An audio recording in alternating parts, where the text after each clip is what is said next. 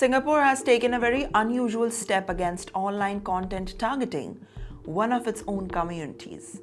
And that development is raising big questions about foreign influence, social media, and racial harmony in one of Asia's most diverse nations.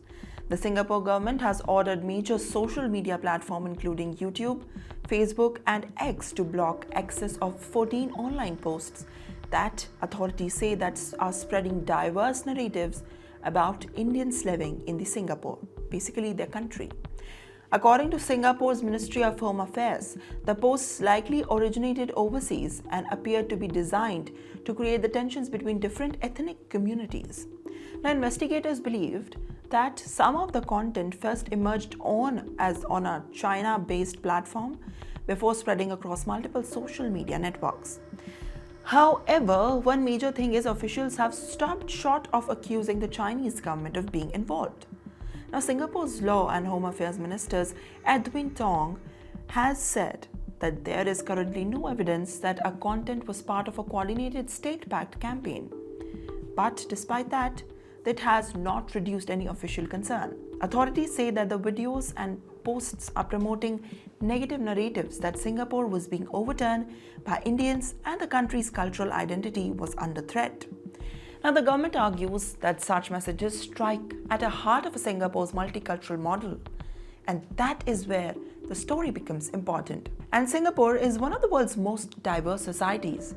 Roughly 3/4 of its population is of Chinese descent, while significantly Malay and Indian communities have shared the shape of country's identity across for decades.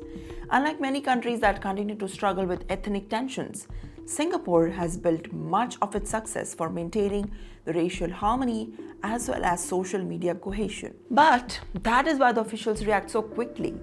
Under Singapore's Online Criminal Harms Act, the authorities directed the social media companies to disable any access to the content for users within the country. While officials say that the post may have violated any against promoting the hostility and will now between the racial groups. Now, between this, the government has also warned any attempt to divide the communities along the racial lines will have taken be seriously, especially if the content originates outside from Singapore. Meanwhile, the incident highlights a challenge facing governments around the world. Social media allows information to access borders instantly, but it also allows the misinformation, the propaganda, and the diverse narratives to spread at the unprecedented speed. So, for Singapore, this is not just about a few online videos. It is more about protecting the trust between communities that have lived together for more than operations and generations. And for the country's large Indian origin population, for the diaspora that is being supporting the taxes, the government's response sends a very clear message that racial targeting will not be ignored.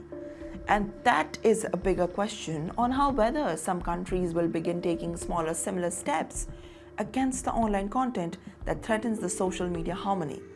And in the end, in the digital age, some of the biggest battles are no longer just fought on the ground. They are fought online, one post at a time.